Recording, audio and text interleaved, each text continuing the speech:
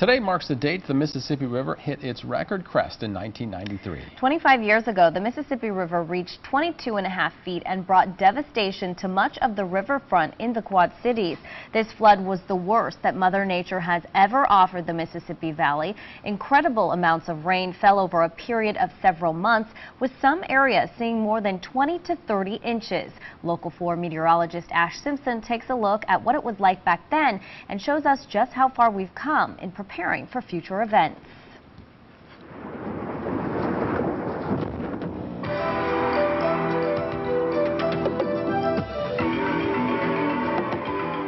I don't remember anything really much before 93 because I was too young, but it's funny how 93 was the benchmark of the worst. For many, including Jocelyn farmer Justin Weber and his family, the summer of 1993 is not easily forgotten. I remember my dad telling me how it sounded like a freight train when the dike broke because it was such a force of water. It didn't take long and the water was covering everything. 25 years ago, torrential rainfall and snowmelt brought the Great Flood, one of the worst disasters the Mississippi Valley has ever seen. Ray Wolf of the National Weather Service wasn't working in the Quad Cities at the time, but he still remembers what became the biggest weather story of the summer. It covered 9 states and went on for the better part of 5 months. Yeah, and that's pretty unprecedented. Video pulled from the WHBF archive shows the sweeping damage this massive amount of water caused.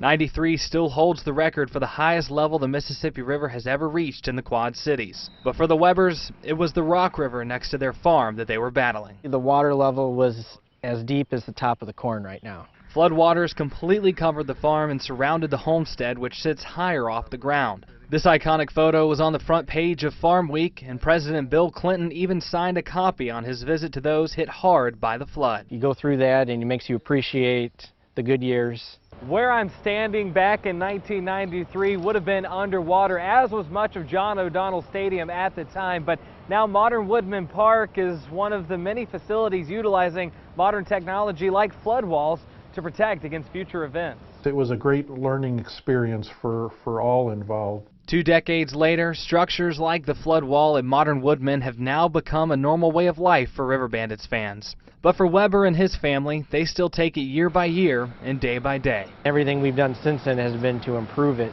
According to Weber, the risk the Rock River poses is well worth the benefits from the rich soil it produces. So they manage that risk by utilizing technology and ag science of their own.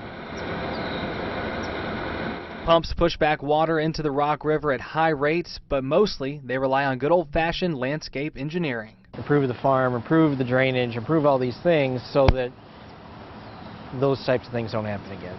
The odds that a flood of this caliber will happen again aren't extremely high, but local flooding as intense is within the realm of possibility. The good news?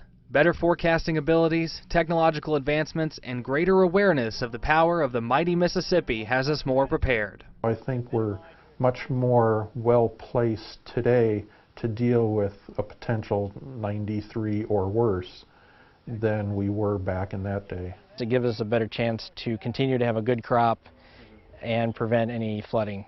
Meteorologist Ash Simpson, Local 4 News.